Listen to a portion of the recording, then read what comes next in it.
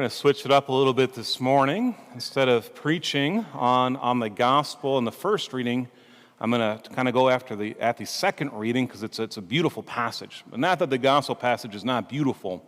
It's actually really, really beautiful. I just feel like it'd be important to touch on what's going on in Paul's letter to the Corinthians today, especially when it comes to that thorn in the flesh, something I think we all can relate with. But before I dive into that, it's always important to remember who is the community of Corinth? Who is Paul trying to minister to? I've mentioned this before, I'll mention it again. And in seminary, one of my scripture professors said, imagine New Orleans 10 times worse. That's what Corinth was like. It was a port city. It was a city in which just a lot of immortality happened.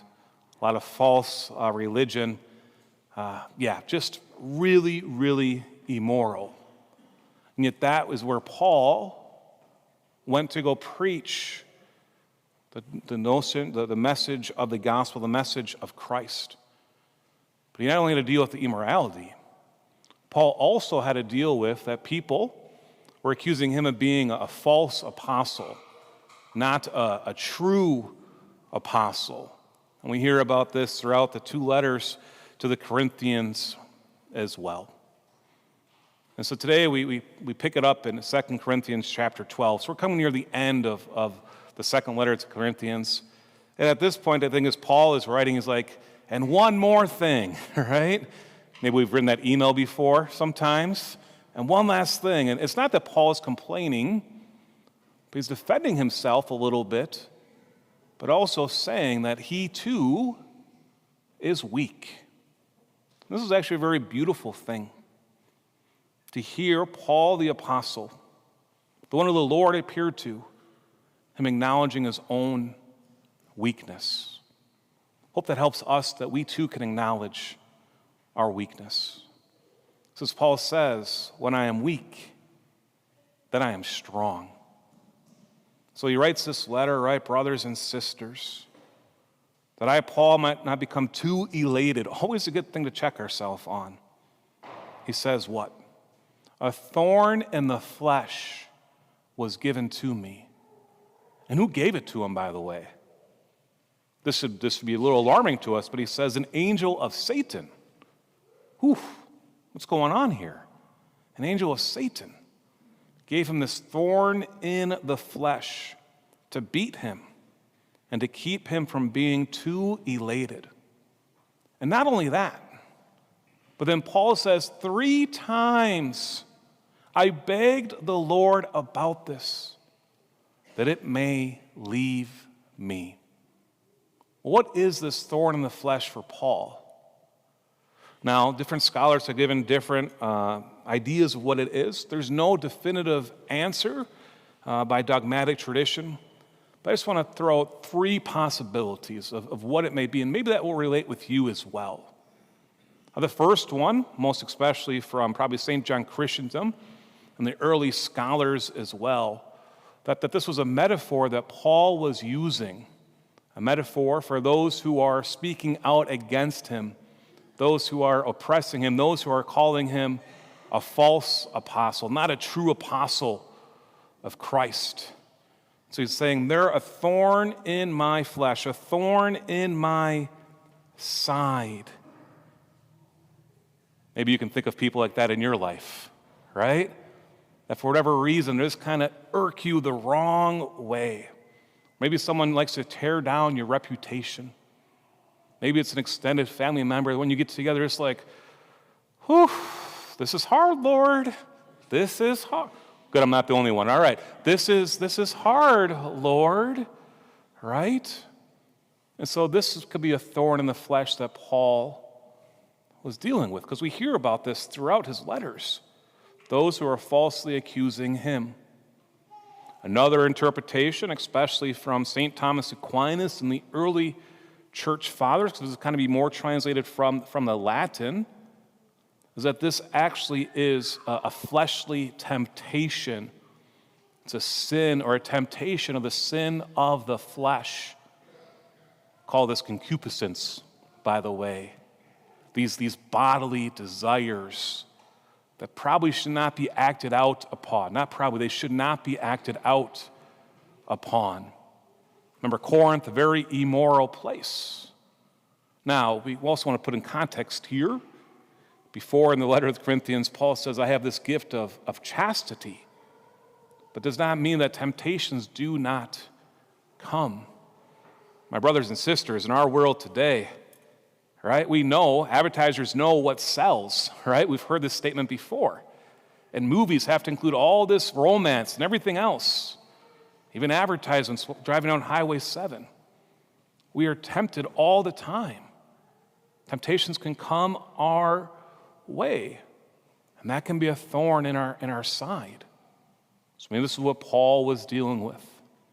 Third interpretation people have, especially more modern day scholars, but also St. Jerome, is that it was dealing with a physical affliction. Physical affliction, some sort of illness that Paul was experiencing. More than likely actually dealing with his eyes. Paul eventually was losing his eyesight as he continued to minister. We hear this in another signing of a letter. I write this on my own hand with these big letters, it says. So you can imagine that physical affliction that he would have to endure losing his sight, especially 2,000 years ago, right? There's no context. There's no glasses. If you take your glasses off for context, you could imagine that would be a huge hardship. Maybe it's a different affliction that's causing you great affliction. Maybe it's a chronic illness. Maybe there's cancer, whatever it may be. We know that can be hard. It can be a thorn in our side. But it's St. Augustine who I think actually says it the best, what this thorn in the side is. He says, whatever it is, doesn't matter. Whatever it is, because he puts it in context with this next line from St. Paul.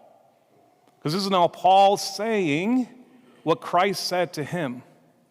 Whatever it is, but the Lord said to me, my grace is sufficient for you. Let's repeat that. My grace is sufficient for you. Whatever thorn Paul was experiencing, the Lord said, my grace is sufficient for you. For power is made perfect in weakness. The Lord will give us all the grace that we need.